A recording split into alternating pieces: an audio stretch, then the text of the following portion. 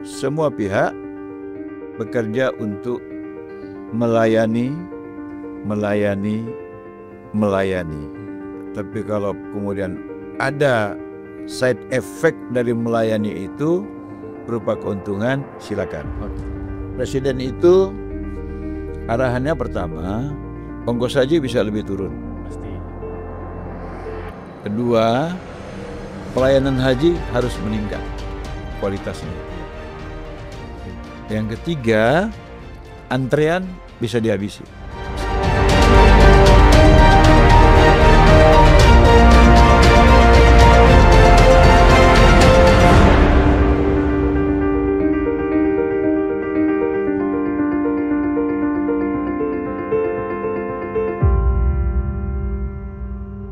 Bismillahirrahmanirrahim. Assalamualaikum warahmatullahi wabarakatuh. Waalaikumsalam warahmatullahi wabarakatuh. Kembali lagi ke acara podcast Leaders Talk bersama BPKH. Alhamdulillah pada hari ini kita kedatangan tamu agung. Ya, hari ini kita bersama dengan Wakil Menteri Agama Republik Indonesia, Bapak Kiai Haji Romo Safei. Assalamualaikum Romo. Waalaikumsalam warahmatullahi wabarakatuh. Soalnya mau bilang selamat siang atau selamat pagi, takutnya yang denger kan beda-beda. Oh iya. Beda-beda waktunya. Mungkin dia dengarnya siang atau pagi atau malam.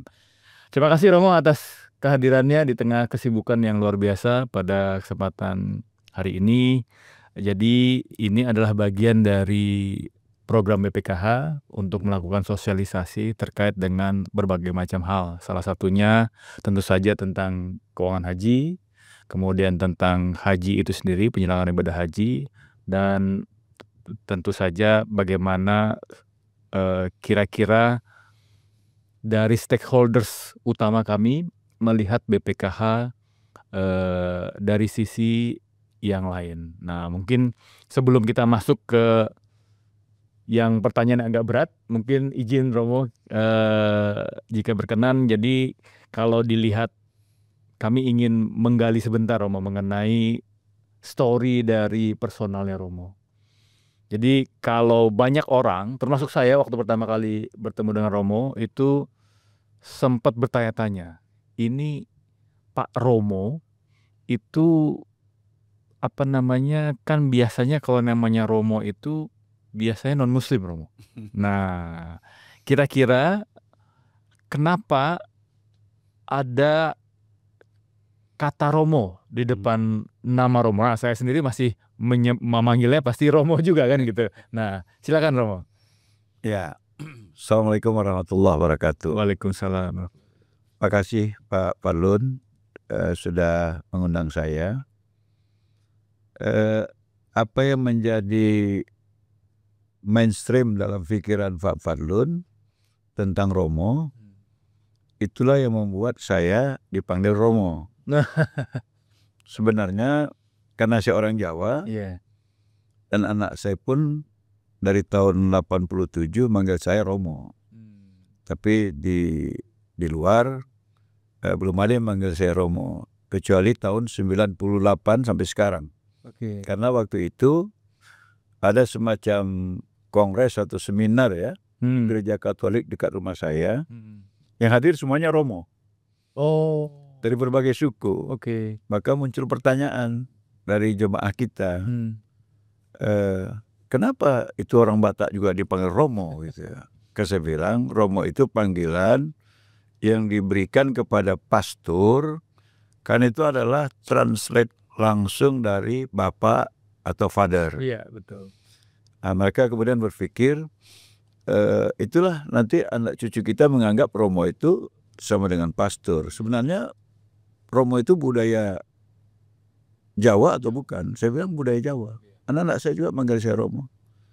Jadi supaya dia berada pada posisi yang netral, mulai hari ini kami sepakat dan mohon berkenan kami mulai memanggil Anda dengan panggilan Romo. Jadi itu dimulai tahun 98. Jadi mudah-mudahan dalam pikiran banyak orang Romo itu tidak lagi identik dengan pastor. Jadi kalau bahasa Jognya ada Romo Yang Muslim di gereja, ada Romo bisa jadi imam sholat. Alhamdulillah. Terima kasih Romo. Nah, kalau kita bicara mengenai posisi Romo yang sekarang, Romo kan Wakil Menteri Agama ya. Ya. Dilantik Oktober 2024 bersama dengan kabinet Pak Prabowo Subianto. Kira-kira waktu Romo masih kecil dulu, apa pernah terfikir bahwa Romo itu akan menjadi wakil menteri? Oh, saya dari kecil bercita-cita menjadi anggota TNI. Oh, TNI. Oke. Waktu itu Akabri ya. Akabri ya, ya. Dan saya sudah bersiap ke arah sana. Saya menjadi atlet ya. Khususnya atlet karate bela diri yang saya anggap itu memang diperlukan kalau menjadi seorang anggota TNI. Di tahun 75 saya naik kelas 2 SMA pada waktu itu terjadi kecelakaan. Motor yang saya kendarai tabrakan dengan motor teman saya. Akhirnya banyak cedera, patah. Dan wajah saya kan agak beda ini. Tulangnya lari kemari tuh. Akhirnya saya yakin itu tidak mungkin lagi memenuhi syarat untuk menjadi anggota TNI. Saya ya walau sempat hopeless cukup lama, tapi kemudian Allah memberikan petunjuk kepada saya untuk beralih ke bidang yang lain. Waktu itu guru selama 12 tahun, kemudian jadi politisi lebih 20 tahun, dan kemudian ini juga nggak saya duga. Tapi kalau saya nggak salah ingat, ini doa emak saya. Dia berdoa kalau saya nanti menjadi menteri agama, gitulah. Rupanya wakil menteri dulu. Siap. Nah, itu tadi kan bicaranya awal mulanya dari politisi ya berarti ya. Jadi dari guru menjadi politisi. Nah, itu politisi ini kan seru ya Romo ya. Nah, kira-kira waktu terfikir untuk terjun menjadi politisi ini, apa yang men-trigger Romo untuk masuk ke dunia itu? Waktu saya jadi guru, saya melihat banyak sekali persoalan-persoalan yang menyimpang dari yang seharusnya. Tapi sebagai guru kita paling bisa menasihati murid kita, jemaah kita untuk tidak ikut menyimpang. Padahal sebenarnya kalau kita punya kekuasaan, kita bisa mencegah sumber penyimpangan itu. Dengan cara apa? Saya melihat bagaimana gagahnya anggota DPR kemudian bisa mencegah banyak persoalan yang keliru. Maka saya berpikir saya harus menjadi anggota DPR. Maka saya mulai dari DPR Kota Medan, 1 periode DPR di Kota Medan, kemudian DPR di Provinsi Sumatera Utara 1 periode, dan DPR RI 2 periode, dan jadi Wakil Menteri Agama ternyata lebih esensial lagi. Karena kita langsung mengeksekusi hal-hal yang kita anggap baik, kita eksekusi. Hal-hal yang kita anggap tidak sesuai, kita cegah. Tapi bedanya, kalau di DPR bisa semua bidang, kalau di sini hanya menyangkut persoalan yang berada dalam lingkungan kekuasaan Kementerian Agama. Oke. Nah, kalau saya tidak salah, sebelum Wakil Menteri Agama di DPR tuh sempat di Komisi 8 Romo ya? 2 tahun di Komisi 8, kemudian 8 tahun di Komisi 3. Oh, Komisi 3. Waktu di Komisi 8 sempat naik haji menjadi pengawas ya Romo ya? Udah naik jadi pengawas. Kira-kira waktu jadi pengawas dulu, waktu di Komisi 8 atau pada saat haji mungkin sebelumnya gitu Romo ya, kira-kira ada, karena ini kita bicaranya kan BPK kan ada pasti terkait dengan haji ya, ada momen yang membuat, yang teringat oleh Romo, memori kira-kira wah ini saya akan ingat seumur hidup gitu, kira-kira momen lucu atau momen perjuangan atau momen apa gitu? Saya sebenarnya naik haji pertama itu tahun 95. 95, oke. Sebelum DPR di Kota Medan.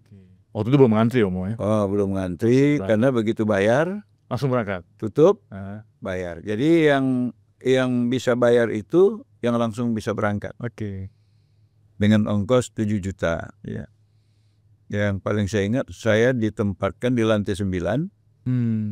tidak ada lift, Oh, ya, kemudian tidak ada tempat tidur, oke. beralaskan ambal, satu kamar 12 orang, Oke. tiap hari turun naik.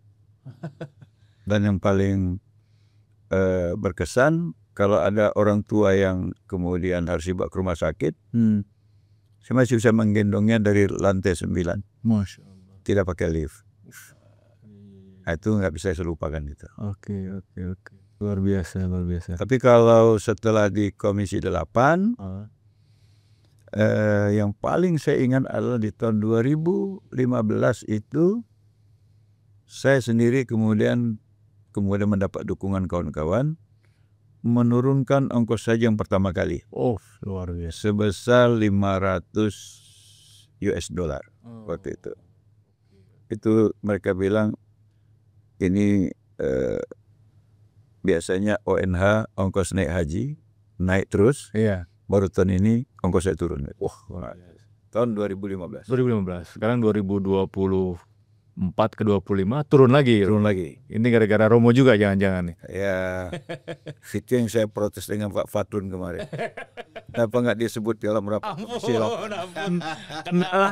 Kena lagi nih. Siap. Nah, selama waktu menjadi wamen ini, Romo, kira-kira ada hal yang merasa cukup membanggakan untuk dari amanah ini. Mungkin ada misalnya apa yang membuat Romo itu sangat termotivasi, terbanggakan menjadi di posisi ini. Begitu saya masuk ke Kementerian Agama, kemudian saya melihat betapa besarnya Kementerian Agama ini, baik dari sisi satker, personil, tapi kemudian sangat terbatas terobosan-terobosannya. Maka saya misalnya memulai dengan memanggil Direktur GTK, ya, Pak Tobib ya saya panggil. Ini saya waktu DPR selalu mendapat pengaduan tentang guru-guru madrasah yang gajinya cuma 200.000 sebulan. Bagaimana menaikkan gaji mereka? Beliau bilang harus sertifikasi, Romo. Sertifikasi itu diawali dengan PPG, Pendidikan Profesi Guru. Oke, PPG. Berapa yang belum sertifikasi? Dibilang 629.000 lagi. Iya. Terus tahun ini berapa yang ikut PPG? 45.000. Kalau tiap tahun 45.000, kita butuh 12 tahun, Pak Tobib, saya bilang. Coba dibikin 2 tahun aja, saya bilang. Jadi 2025 separuh, 2026 separuh, 2027 semua guru madrasah, guru-guru sekolah minggu, guru-guru Katolik, Hindu, Buddha, semuanya sudah sertifikasi. Dan dia menyatakan tidak mungkin. Karena tidak ada anggarannya. Saya bilang dibuat aja. Kemudian juga Pak Menteri bilang kepada saya, ini juga kita nggak siap anggaran, Romo. Itu nanti kita terbebani. Saya bilang kita setuju aja Pak Menteri, nanti dananya saya cari. Oke. Dan akhirnya dibuat skema 2 kali. Alhamdulillah kekurangan cuma 179 miliar. Dan saya sisir anggaran di Pendis, ada anggaran bisa saya alihkan 200 miliar. Akhirnya itu menjadi kebijakan dari Kementerian Agama. Luar biasa. Dan sekarang saya sedang berupaya menaikkan posisi direktur, ya, direktur Pontren menjadi dirjen Pontren, direktur madrasah menjadi dirjen Dikdasmen, direktur Diktis menjadi direktur pendidikan tinggi keagamaan, dan kemudian menambah satu universitas halal industri, dan menambah satu prodi manajemen pesantren, dan menambah satu direktorat lagi, yaitu direktorat vokasi. Karena saya minta persetujuan nanti untuk merubah madrasah ini menjadi 3, madrasah IC, madrasah PK, Kitab Kuning, dan madrasah kejuruan, untuk menyiapkan anak-anak menampung ledakan demografi 2030 Oke. dan lapangan pekerjaan yang saya kira puluhan juta yang akan diciptakan Presiden Prabowo dengan swasembada pangan, swasembada energi, hilirisasi, industrialisasi. Ini pasti akan membuka jutaan lapangan pekerjaan. Maka perlu ada kesiapan kita menyiapkan generasi ke depan supaya bisa ikut menopang program Presiden ini. Masya Allah. Berarti itu pekerjaan besar tuh Romo ya. Dan sudah saya buat timnya, Oh. sudah koordinasi kemarin dengan Menteri Bappenas, sudah koordinasi dengan Menteri Hukum, tinggal ke Menpan RB. Oke. Insya Allah ini jalan 2026, portofolio Kementerian Agama itu jadi dua. Tambah. Oh. Jadi dua, Jadi dua. pendidikan agama dan pelayanan kehidupan keagamaan. Luar biasa. Karena haji kan udah pindah. Oh iya benar.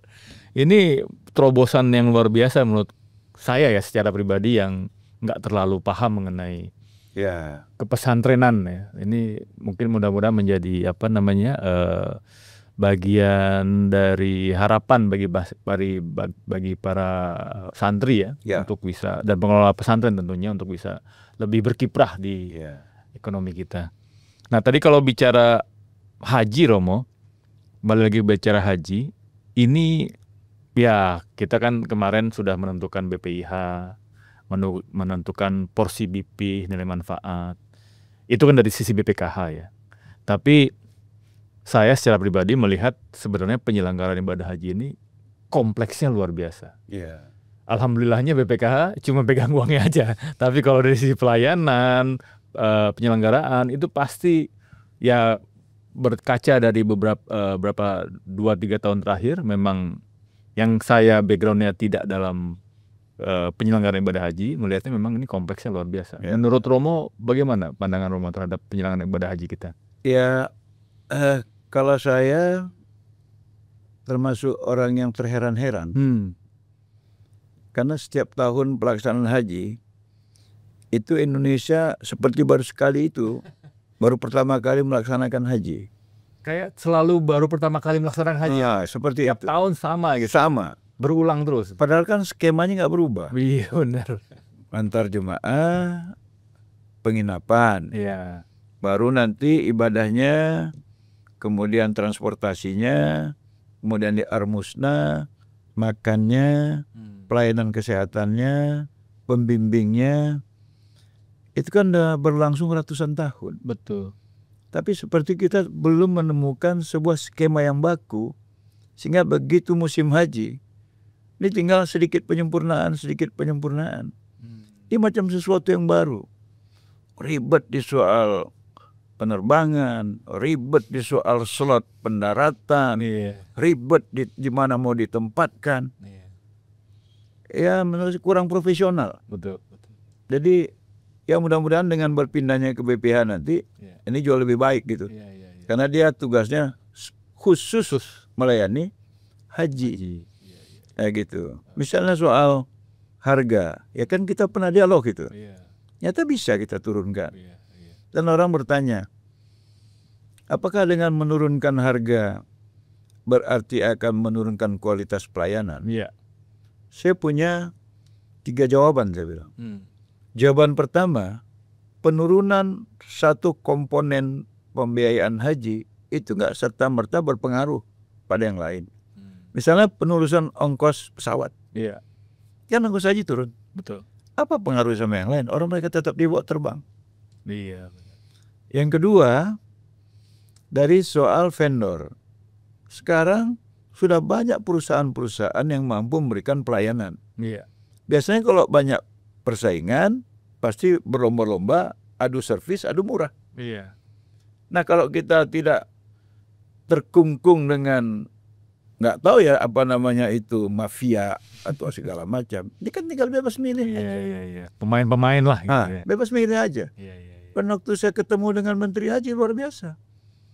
Biar Bapak tahu katanya, semua vendor yang ada di Arab Saudi ini dari seluruh dunia, semuanya berdoa agar bisa melayani haji Indonesia.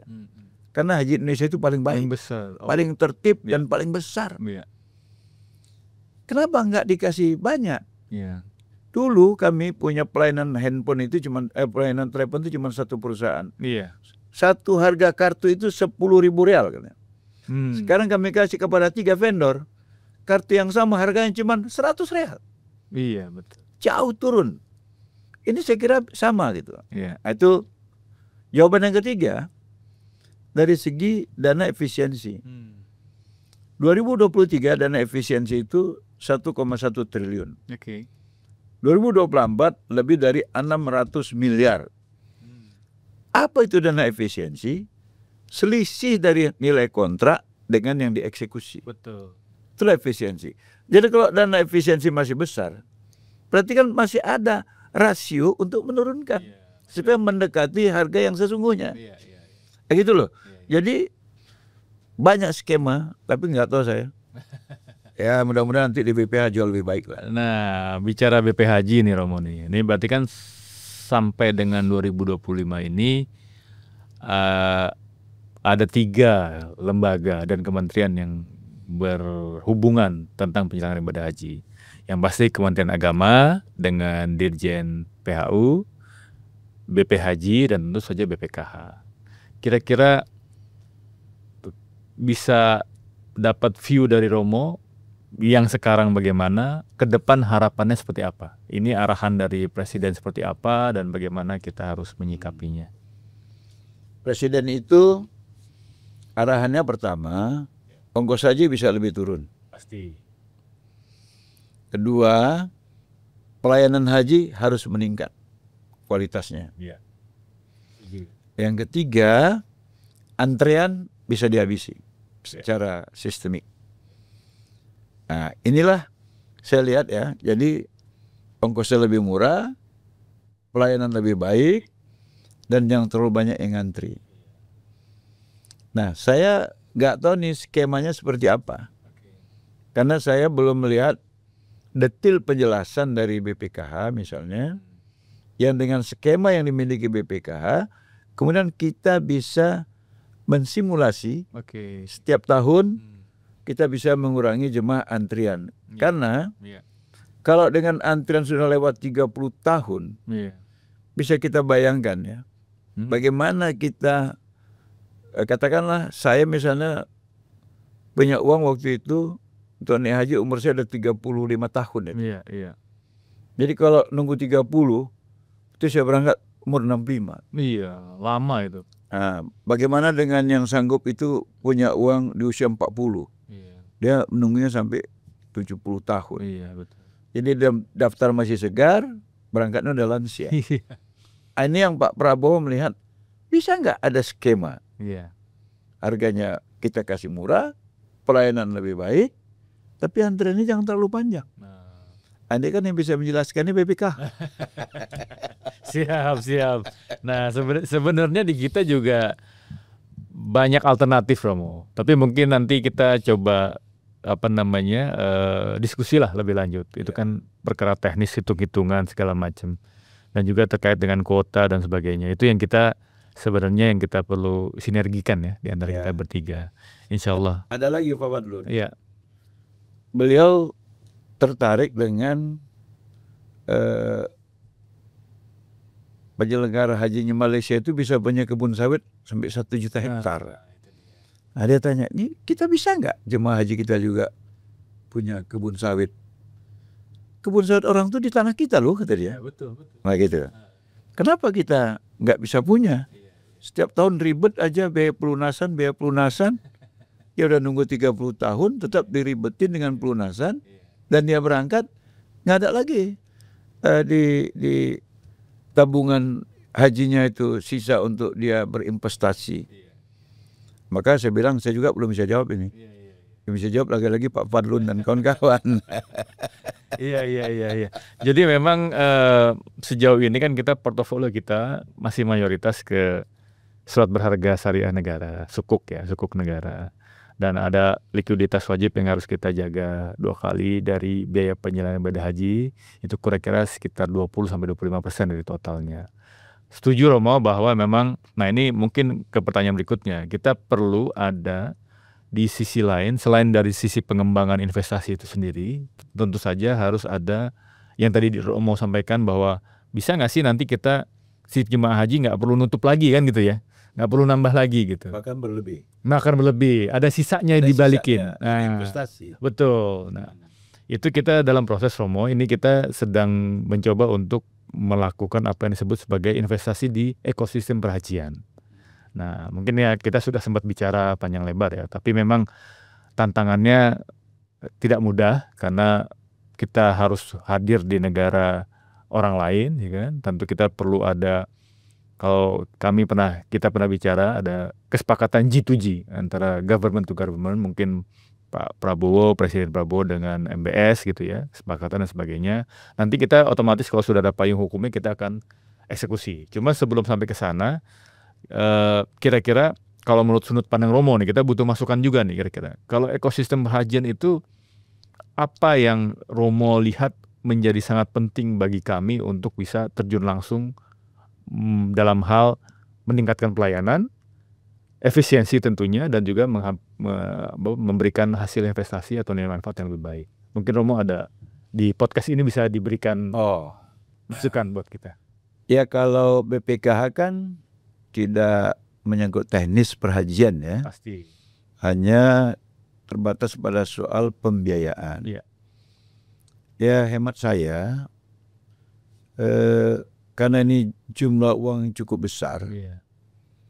Dan pasti nambah karena semangat orang berhaji tidak akan kering. Betul.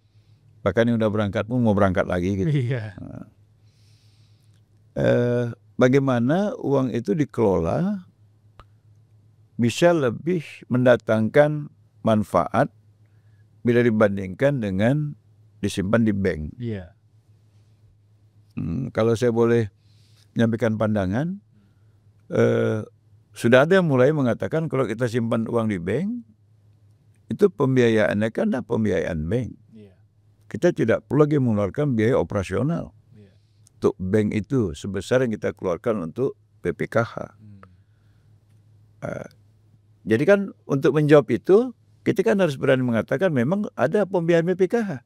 Tapi BPKH bisa menghasilkan lebih kali lipat ketimbang kalau Anda berinvestasi di bank. Itu yang sebenarnya harus dijawab. Nah, kalau dari sudut pandang saya. Jadi kalau memang kita bisa membuktikan di tangan BPKH kemudian uang haji itu bisa berkembang jauh lebih besar ketimbang kalau orang berinvestasi di bank, saya kira BPKH tidak punya lagi sudut kelemahan dari pandangan siapapun. Misalnya saya lihat sekarang tuh BPKH Limited kan sudah mulai aktif lah ya. Dan saya sudah kunjungi semua. Cateringnya, hotelnya. Saya sudah mengunjungi semuanya, restorannya yang kita pernah juga makan di situ. Saya kira karena kita sudah boleh menjadi pengusaha di Arab Saudi dengan nama BPKH Limited, mungkin kita bisa mengembangkan lebih jauh lagi. Dan harus dengan hitungan-hitungan yang tepat. Karena misalnya ya, hotel itu menurut saya nggak ada ruginya. Pasti. Hotel itu ya, itu udah pasti penuh terus. Umroh, haji, apalagi umroh ya. Tetap penuh. Ramadan ini lebih-lebih lagi. Kemudian harus bisa dengan menunjukkan kualitas yang ada, kita bisa dalam tanda petik menguasai catering. Kenapa harus yang lain? Gitu? Ini juga saya lihat lumayan ini. Investasinya bisa menghasilkan sesuatu kan. Bisa menghasilkan laba lah. Sehingga jemaah itu dengan jumlah pembayaran yang kita tentukan di hari keberangkatannya, kita malah sudah bertanya, ini ongkos haji 89 juta, Bu. Bang Ibu, ini udah 120. Iya. Oh, bangga. Ini mau Ibu ambil semua atau Ibu investasi. Sehingga Ibu tiap tahun punya hak RUPS. Jadi tetap diinvestasikan kembali gitu. Tapi itu ditanya. Karena menggunakan uang orang itu haram kalau kita pandai-pandaian. Iya, betul. Harus kita minta persetujuan. Dia setuju, kita investasikan dengan laporan yang jelas kepada yang punya uang. Saya kira kalau ini dilakukan, kehadiran BPKH semakin berarti menurut saya. Oke. Wah, ini insight yang luar biasa nih Romo nih. Saya secara personal terima kasih atas masukannya. Memang kita sedang berproses mengarah ke sana. Mimpi kita memang sebenarnya berarti sama. Cuma tinggal masalahnya proses menuju ke sananya itu. Jadi menurut saya dari sekarang sudah disiapkan. Ya. Karena tradisi di Arab Saudi itu, begitu jemaah kita selesai dari Ar-Musna, ya, itu kan Kementerian Haji udah umumkan. Betul. Kuota berikutnya. Kuota berikutnya Indonesia sekian. Iya. Saya kira kita sudah punya tawaran. Kami punya hotel representatif ini, tolong dipakai, gitu. Insya Allah. Romo, jadi kami sudah diskusi dengan Gus Irfan, kita juga janjian bahwa nanti setelah haji selesai, 1 Muharram, kita langsung kick off untuk melakukan persiapan. Karena hotel-hotel itu kebanyakan sudah dipesan, di-booking oleh pengusaha-pengusaha Mesir ya, dan yang lainnya, itu 1 Muharram, Romo. Nah, ini yang kita nanti perlu mulai pikirkan supaya paling tidak jemaah haji kita bisa lebih dekat lagi ke ke haram gitu kan. Kemudian transportasi jadi lebih murah, otomatis nanti misalnya pesawatnya dan sebagainya kita upayakan. Terima kasih Romo atas masukannya. Nah, ini ada istilahnya kalau bahasa anak kekinian nih quick fire question, pertanyaan cepat nih Romo. Iya, ini agak sedikit kita agak fleksibel, main sedikit nih Romo ya. Kalau ada pilihan nih Romo, ada 2 pilihan. Kalau disuruh milih Romo lebih suka ikut haji reguler atau haji khusus? Tergantung. Oke. Kalau dalam tugas, saya kira haji khusus. Haji khusus. Karena kita selesaikan bertugas di dalam negeri, baru datang ke Arab Saudi, kita selesaikan tugas di sana dan kembali. Itu kalau spesial tanpa beban kerja yang iya, karena haji reguler tuh lama ya, 40 hari ya. 41 hari. Iya, keteteran nanti. Sebagai wakil Menteri Agama habis waktunya nanti. Betul. Kalau misalnya kita berangkat haji ya, Romo atau umroh, kalau punya waktu luang seharian di Mekah, kira-kira apa yang Romo lakukan? Ya, saya ini memang tidak terlalu hobi traveling. Saya selalu berusaha di Mekah itu bisa khatam sekali Quran. Di Madinah khatam sekali Quran. Jadi kalau ada kesempatan, saya pasti itikaf dan mengkhatamkan Quran. Berapa lama Romo biasanya kalau mengkhatamkan Quran tuh? Ya, tergantung situasinya. Kalau fokus, saya 3 hari khatam. 3 hari khatam. Tapi kalau kurang fokus, ya mungkin 5 sampai 6 hari. Itu dipotong sholat, makan, istirahat, pengawasan. Dan pengawasan. Oke. Karena saya haji yang betul-betul haji cuma tahun 95. Cuma bantu jemaah saja. Iya. Haji setelah itu masih dalam tugas. Pengawasan. Tapi masih sempat lah. Masih sempat ya. Makanya kalau ada waktu luang, saya pasti gunakan untuk baca. Masya Allah. Ini perlu dicontoh nih oleh seluruh insan BPKH terutama ya, dan juga calon jemaah haji kita. Kalau BPKH boleh tengok hotel yang lain. Mana yang bisa di-booking. Iya. Bagian dari pekerjaan ya. Itu kan juga ibadah. Ibadah, iya. Betul Romo. Lalu kalau misalnya ini, kalau Romo di Arab ini, kira-kira makanan apa yang selalu Romo favoritkan kalau Romo lagi bertugas di Arab? Ini agak lucu ini. Saya ini entah kenapa orang yang suka semua makanan di Arab Saudi. Suka semua makanan? Semua suka. Oke.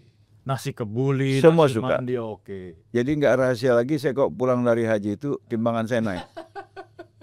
Kalau itu sama Romo, itu nggak ada yang nggak enak kalau makan di Arab itu. Iya. Saya heran dengan orang, aduh cari-cari nasi Madura itu kan. Iya.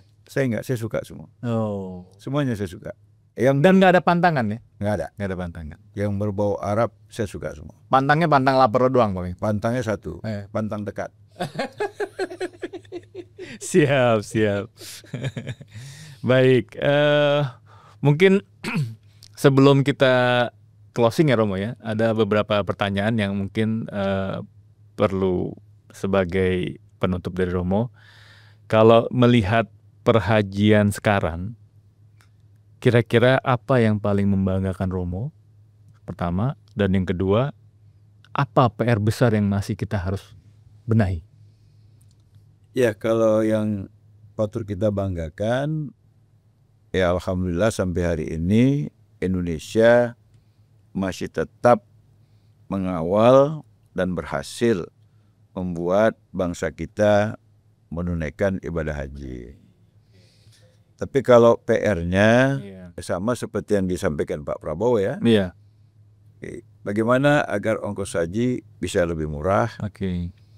Kemudian yang kedua, pelayanan bisa lebih baik, tingkatkan. Ya. Dan yang ketiga, bagaimana semua pihak bekerja untuk melayani. Tapi kalau kemudian ada side effect dari melayani itu berupa keuntungan, silakan. Tapi janganlah mengejar keuntungan, kemudian dari situ baru ada melayani. Jadi melayani dulu, melayani, baru ada keuntungan. Kalau ada keuntungannya itu ya bagian resiko dari pelayanan. Oke, berbayar ini. Bagus tuh Pak Romo tuh. Baik Romo, saya rasa mungkin itu. Terima kasih banyak atas waktu luang yang sudah diberikan kepada Romo di tengah kesibukannya. Ini kita mendapatkan tamu kehormatan dan saya secara pribadi juga mendapatkan banyak sekali masukan dari Romo, baik untuk mengembangkan BPKH secara keseluruhan maupun personal pribadi saya. Karena memang jadi kepala BPKH juga gak gampang Romo. Keras juga toh? Waduh, luar biasa. Anginnya kenceng banget Romo. Iya, jadi insya Allah ini jadi motivasi saya juga untuk tetap tadi melakukan menegakkan idealisme, istiqomah. Insya Allah yang penting niatnya untuk kebaikan kita semua. Baik, saya rasa itu. Terima kasih sekali lagi Romo atas sama-sama waktunya dan wejangannya dan masukannya, setarahannya. Mudah-mudahan dan saya pasti yakin ini sangat bermanfaat. Bahkan saya juga meyakini saya sendiri mendapatkan manfaat dari perbincangan kita. Alhamdulillah. Kita tutup dengan membaca hamdalah. Alhamdulillah. Amin. Wabillahi taufiq wal hidayah. Wassalamualaikum warahmatullahi wabarakatuh.